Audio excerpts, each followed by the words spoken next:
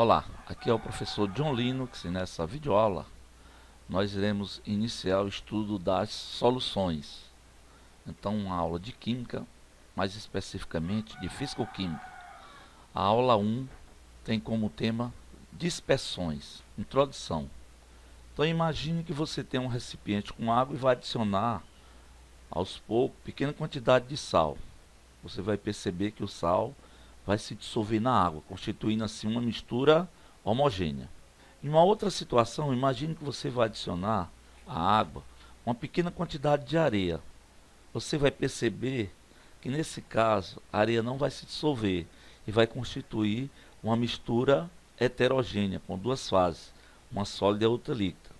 Então, na primeira situação, o sal se dissolveu perfeitamente.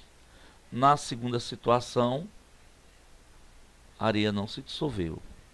Existem situações em que nós temos substâncias que ficam intermediárias entre a mistura homogênea, o sal dissolvido em água, e a mistura heterogênea da areia adicionada à água.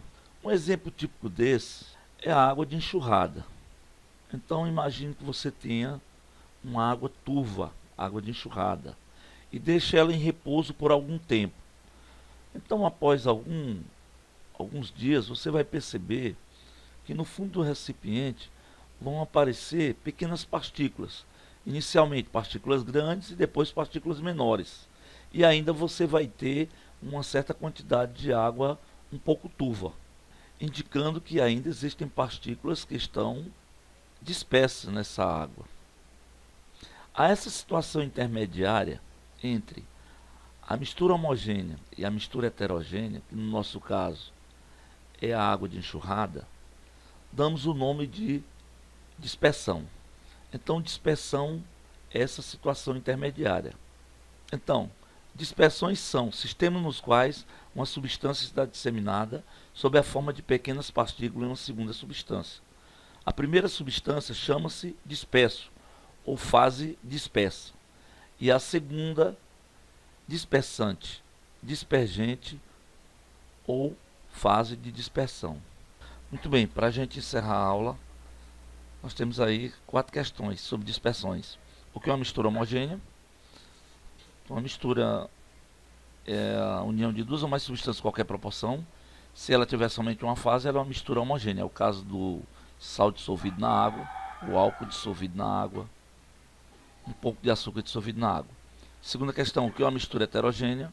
Como eu disse, uma mistura é a junção de duas ou mais substâncias de qualquer proporção.